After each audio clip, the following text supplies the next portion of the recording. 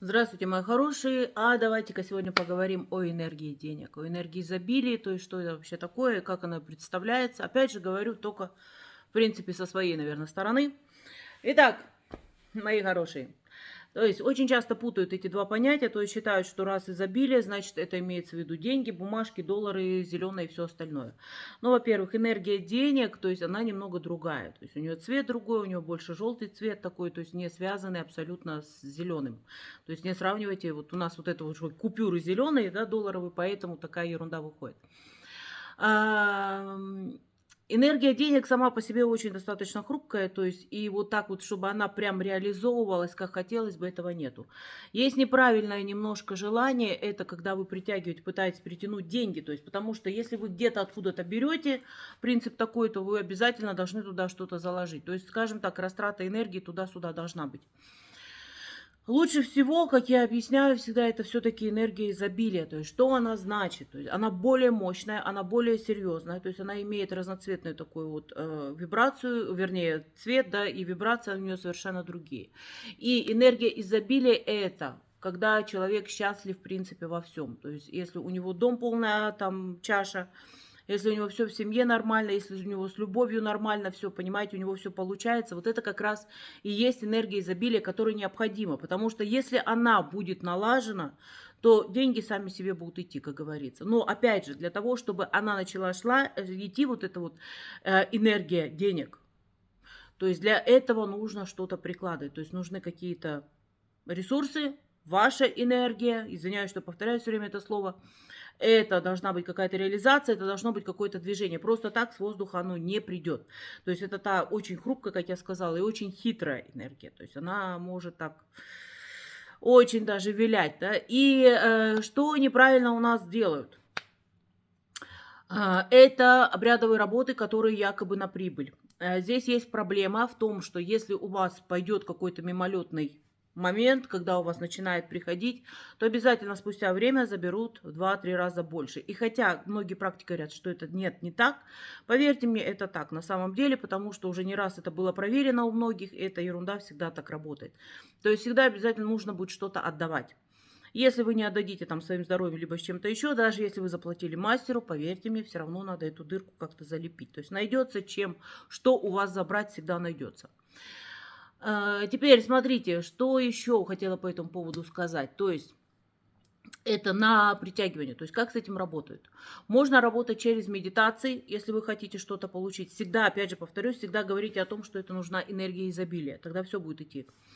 Вот, вот чтобы ее притянуть, это вот медитации есть весьма неплохие, коротенькие, небольшие. Я всегда скептически немножко к медитациям отношусь, но есть те вещи, которые действительно даже я иногда пользуюсь.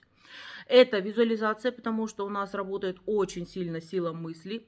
И здесь вот как раз ошибка у многих, то есть все представляют бумажные деньги, все представляют пачки. То есть если мы опять уже про деньги, потому что все хотят денег, как бы там ни было. Кто бы такой честный не был там и не говорил, что мне это не надо, ерунда. То есть на что-то надо, как говорится, для поддержания штанов, для хлебушка, пусть не с икрой, но надо. Так вот, здесь как раз какая ошибка совершается. То есть представляют о том, что это бумажные деньги, которые вот к вам должны прийти. Это не так. То есть всегда надо представлять большие золотые монеты. Вот. Следующее, когда вы делаете визуализацию, вы должны представить о том, что они к вам идут и не просто так идут, да, потому что очень часто люди неправильно даже их визуализации в своих мыслях неправильно их удерживают, неправильно берут. Они у них уходят сквозь пальцы.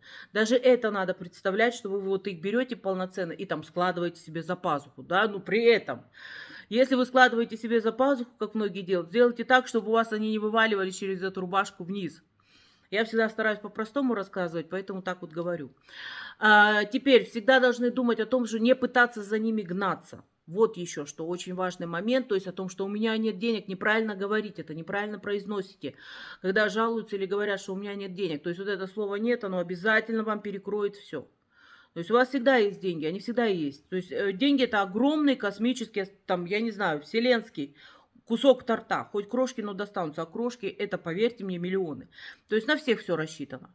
Есть люди, у которых есть планка денежная, есть те, у которых нету денежной планки, кому проще, как работать. То есть вот здесь вот тоже надо всегда просматривать, кстати.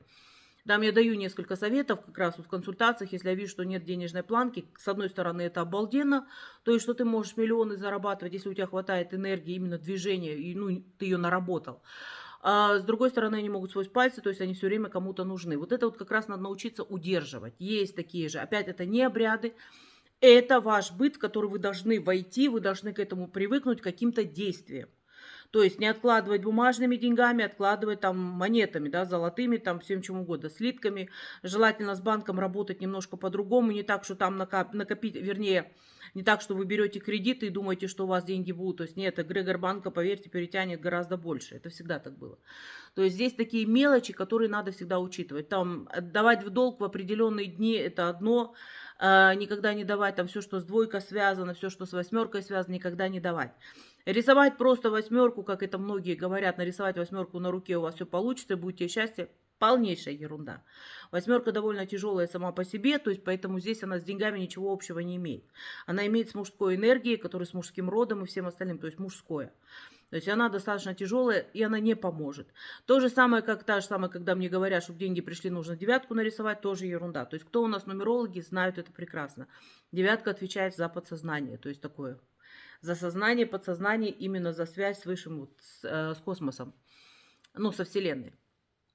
То есть поэтому это вот такой момент небольшой, что который нужно прорабатывать. У меня обязательно будет еще большой такой эфир, где мы поговорим о что можно делать, что для этого нужно делать, чтобы оно оставалось. Но самое главное всегда, это все-таки не ждать с неба погоды, что вам на голову упадет этот чемодан с деньгами.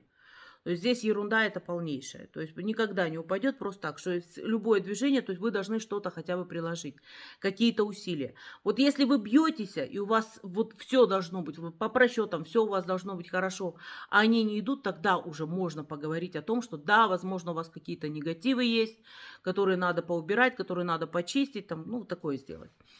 Еще сейчас хочу коснуться таких вещей, как аффирмации тоже на деньги, потому что мы сейчас про деньги сейчас говорить начали, и аффирмации на богатство. Богатство неправильно подразумевают. Богатство всегда точно так же, как и изобилие, путают.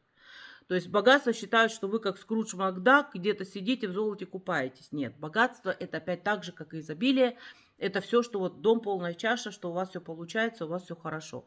Вот это как раз богатство настоящее. Поэтому здесь я говорю немного неправильная ассоциация. И люди ждут, кстати, когда они заказывают себе богатство, они ждут за то, что у них деньги на голову падут. Не будет этого. То есть богатство может приходить с разных сторон, и оно имеет разную форму, как и изобилие, повторюсь, оно имеет совершенно разную форму. Насчет богатых людей, сейчас к этому сначала коснусь, да, потом уже с аффирмациями. То есть насчет богатых людей, когда рассказывают мне о том, что надо слушать только какие-то вещи, вести себя как богатый человек, поверьте мне, то есть ничего у вас не получится. Как бы считают, что как богатый человек, это значит там, я не знаю, пить коньяк, курить сигарет, туда сигару курить, и тогда деньги сами собой будут приходить. Нет. Нормальные богатые люди, которым не досталось, на голову не упало, не досталось от родителей какие-то деньги, то есть которые сами к этому идут, они очень много работают. Они не спят днем и ночью. То есть это труд, это адский труд, который они прикладывают. Просто так им ничего не идет. Они пробуют, они обжигаются, возвращаются назад, делают по новой. То есть просто так, опять повторюсь, ничего не получится. Нужно всегда вот работать, всегда нужно что-то делать, стремиться к чему-то. Чтобы это получилось, нужна цель, нужна энергия, нужно время подходящее обязательно, да. Ну и последнее, как говорится, это желание, понимаете, желание, которое вы вот должны правильно описать, которое вы должны заложить к себе. И вижу цель, не вижу препятствий, вот в этом плане должно идти. Там еще куча мелочей, что надо просчитывать людей, которые рядом с тобой, насколько они тебе помогают, насколько они тебя вытягивают. То есть вот это тоже все надо. Там свои ошибки какие-то обязательно подразумевать, там не раздавать направо и налево, там просто так не отдавать, вклады какие-то делать, опять же логически. То есть легких денег не бывает, поверьте мне, тоже такое есть. То есть как пришло, такое ушло. Все правильно говорится. Поэтому просто куда-то там вложить, и чтобы потом забрал, и вот ты богатый, такого не будет. То есть деньги всегда, они уходить начинают. То есть их все время нужно в оборот пускать. Вот это к этому. Насчет аффирмаций, которые вот тоже говорят, там, я почитала аффирмацию, у меня все зашибись. Не будет зашибись, потому что, во-первых, возможно, у вас не хватает той энергии, которая эту аффирмацию реализует. Там вот когда вот просто я богатый человек, у меня все хорошо, не будет просто так. Должна быть опять поставленная цель, все вот к этому идет, что цель должна и должна быть протоптанная дорога, то есть должна быть выровненная дорога, где вы к этому идете. И тогда аффирмация это просто легкая энергия, которая дает возможности сдвинуться с места. То есть что-то увидеть, какие-то там знаки судьбы, знаки Вселенной, все что угодно, то есть чтобы начать двигаться. Только тогда аффирмации будут работать в этом плане, то есть в плане изобилия, чтобы вы тоже знали. То есть это вот такие моменты, которые я хотела рассказать, коротенько, все коротко, потому что обязательно сделаю эфир большой, где мы будем разговаривать с вами о как раз энергии денег, энергии богатства, энергии изобилия, чтобы не путали. И как раз будем говорить о богатых людях, о том, что насколько бывает зависти много и всего остального. То есть что происходит. Даже место, в котором вы проживаете, тоже может влиять на ваше изобилие, то есть на то, что у вас происходит в жизни. Все может это влиять. Там очень много тонкостей, поэтому, пожалуйста, если вы хотите со мной встретиться, жмите на колокольчик, ставьте лайк, подписывайтесь на канал, и мы увидимся с вами снова. До свидания, мои дорогие.